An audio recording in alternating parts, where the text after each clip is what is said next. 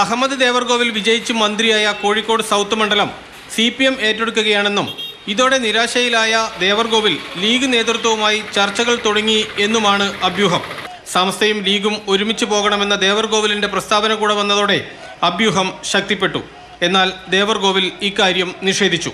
ലീഗുമായി ചർച്ച നടത്തിയതിന്റെ ഭാഗമാണ് ദേവർകോവിലിന്റെ പ്രസ്താവനയെന്ന ആരോപണവുമായി നാഷണൽ ലീഗ് രംഗത്തെത്തി. മുസ്ലിം ലീഗിനകത്തും സമസ്തക്കകത്തും ഉണ്ടായിട്ടുള്ള അഭിപ്രായ ഭിന്നത ലീഗിനെയാണ് ഡാമേജ് ചെയ്യുന്നത് എന്ന വളരെ പ്രധാനപ്പെട്ട ഒരു യാഥാർത്ഥ്യമുണ്ട്.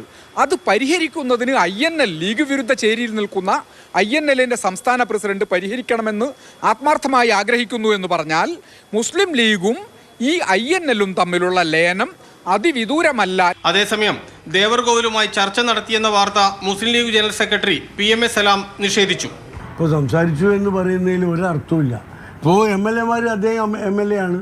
നിയമസഭയിൽ അബ്ദുൽ ഹുസൈൻ തങ്ങളും അതുപോലുള്ള MLA കാണാറുണ്ട്, ഒരുമിച്ച് ചായ കുടിക്കാറുണ്ട്, ഒക്കെ ഉണ്ട്. അത് രാഷ്ട്രീയ ചർച്ചയെ അംഗീകരിക്കാൻ പറ്റുമോ? ചർച്ചാ വാർത്തകൾ നിഷേധിച്ചെങ്കിലും ദേവർകോവിലിനെ ലീഗിലേക്ക് സ്വാഗതം ചെയ്തു ET മുഹമ്മദ് ബഷീർ. ഉണ്ടായിരുന്നില്ലെങ്കിലും അങ്ങനൊരു സമീപം വലിയ വാർത്ത വന്ന സാഹചര്യത്തിൽ അങ്ങനെ സംഭവവികാസം ഉണ്ടാവുകയാണെങ്കിൽ ഞങ്ങൾക്ക് സത്യത്തിൽ സന്തോഷമാണ്. ഞങ്ങളതിനെ നല്ല നിലയിലാണ് സ്വാഗതം ചെയ്യുന്നത്. ന്യൂനപക്ഷ പരിഗണനയിൽ ഇടതു മന്ത്രിസഭയിലെത്തിയ ദേവർകോവിലിനെ ലീഗിലേക്ക് എത്തിക്കുന്നത് വലിയ രാഷ്ട്രീയ നേട്ടമാകുമെന്ന് നേതൃത്വം കരുതുന്നു. എന്നാൽ ദേവർകോവിലിനെ സ്വീകരിക്കുന്നതിൽ ചില ലീഗ് നേതാക്കൾക്ക് അതൃപ്തിയുണ്ടെന്നാണ് സൂചന. മാതൃഭൂമി ന്യൂസ്, കോഴിക്കോട്.